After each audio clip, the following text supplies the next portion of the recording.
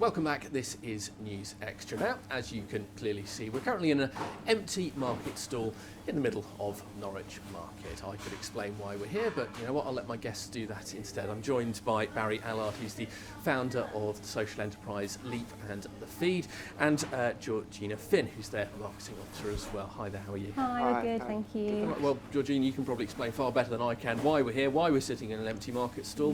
What's this going to become? Why are we here? Okay, so we're launching a crowdfunding campaign this Friday to try and bring the feed to the streets of Norwich. So we want this stall to serve street-style food, all sourced locally, and really sort of give the feed a real presence and make this a colourful, vibrant stall where all of the profits go back into supporting disadvantaged people in Norwich. So that's the idea. That's what this will become. Barry, let's give this some context. The feed, a lot of people might not have heard of it. Connected to Leap. Again, a lot of people may have heard of it, some people may not. What's the idea behind it? Yeah, well, the feed was brought about because we wanted to have a public presence in Norwich and run a business for a purpose and profit, so we could build more sustainability into Leap through food. Food's fantastic, you know, you get fantastic tangible result from food. It's great to bring people in. They see straight away that they can get something out of it. And through Leap, we can move people into the feed. And we've been running the feed now for 3 years as a catering business, doing outside catering, and this gives us a public presence, but also enables new opportunities for our clients in customer service skills, and also to be part of Norwich Market, which has a fantastic history. Obviously Leap came first. You can never take for granted. What exactly does Leap do? How does that help people? Yeah, so Leap helps single people who face disadvantage. We help people who have mental health difficulties, homelessness, and people with previous offending history to live a fulfilling life of their choice. So very person-centred model, and we help around 170 people a year move on into employment, into jobs, but also support them to raise their self-esteem so they can go on and live a fulfilling life. And looking at the feed, Georgina, how have you seen it help people? What kind of difference can it make to people? Okay, yeah, it can make a huge difference. So alongside the feed, we have a 12-week training programme called Flourish. So this enables people, like Barry mentioned, that have perhaps faced some homelessness or suffered with mental health, battle with drug or alcohol addiction, learn new skills, become more employable, and gain work experience through the feed. So by having a market stall, it will enable even more people to gain more skills and get a taste of something different, I suppose. So, it's been life-changing for lots of our clients, and so many of them have gone on into paid employment. We've had some great results, and we hope that the market stall will continue to support people. Because when the feed was first set up, why do it? Where did that inspiration come from? Why crack into that particular market? I suppose I come from my background a little bit. I love food. I think, like I said, food has a fantastic way of bringing people together and act a community. A lot of the times in the kitchen, as George mentioned, our Flourish course, a lot of it's not only about giving them work experience by coming together to eat together and to learn how to make something together as a group, leads them into further opportunities after the 12 weeks of moving into employment. Sometimes we've found, although most of them move into catering for a number of our partners in Norwich, some of them have moved on to other roles, realised that catering is not for them, and gone on to completely different sectors.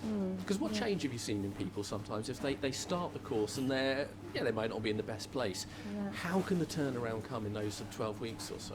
Some of the changes are amazing, from going into the kitchen in the first week for the induction to being shy, don't want to articulate their needs or showing like low sense of confidence, to after the 12 weeks at the graduation programme, standing up on stage and really articulating their journey and where they've gone and having a clear idea about where they want to go next.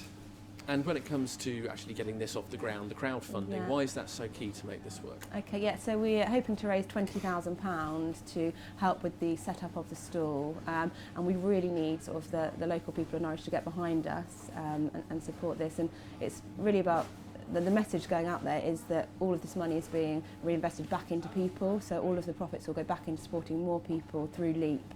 We just need as much support as we can to really get this sort of going. Because why actually get out and about? Because it's worked very well as a as a caterer, as an external caterer. Yeah. Why actually have a public face to it? Yeah. What's the attraction of that? Well, we want to have a face. We want the feed to have a face, and for people to be able to come to the Norwich Market stall and buy their lunch or buy food on a daily basis, and also we just think it's an amazing opportunity for our clients to be able to have work experience on a market stall.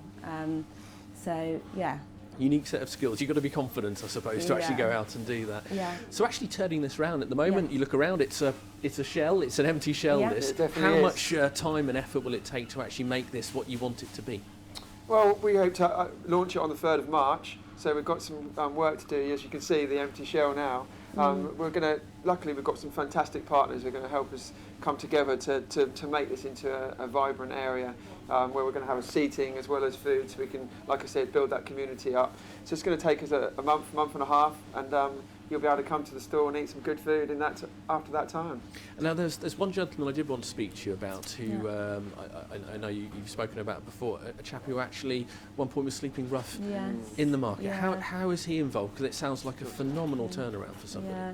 So yes, from Friday when the crowdfunding video goes live, there's a guy called Rob that will be on the video, and this time last year he was actually rough sleeping in this market. So he got in touch with Leap, and he started working with us and working towards goals, and he did the Flourish programme. He's now training to be a catering assessor through City College, and he will play a massive part in this market stall. So for him, it's been an amazing journey. Rob was actually sleeping close to this market stall, Really? and where it's going to open. When we came here the other day, he pointed out where he was sleeping. So, if people, when they come here to buy from the stall and see Rob working on there, it shows the journey that someone can come from working with us and helping us through the crowdfunding campaign. Yeah. Because as you were saying, that the money will get reinvested in helping with people. How much does it actually cost to actually keep these sort of programmes going and working, and keeping those funds in being so important in this situation? Well, that's the challenge of a social enterprise. Is that although we are trading as a business and we want to make sure the quality of our food is competing with all the other people in the Norfolk area who do catering, is that we're training people as well. We're training vulnerable people in it. It takes resources to do that, so it's more resourceful than a normal business, but at the same time, empowering people in your community, which is really needed at the moment. We're seeing a massive increase in homelessness, so it's more important at this time for purpose-driven businesses to come to the forefront and to move people on. So your demand's definitely up at the moment. It definitely is. We're seeing increased demand of about 25% each year in the last 3 years of our service at Leap. So we need to continue to raise enough money to help those people in need. But as well as raising enough money, coming up with fresh ideas, coming up with new ways of doing things. Is that for surrounded by boxes? We're thinking outside the box a little bit here. I apologise for that. But is that the idea, to actually come up with new things, to actually get out in the community and give people different opportunities they simply wouldn't have? Yes, it is. Yeah, definitely.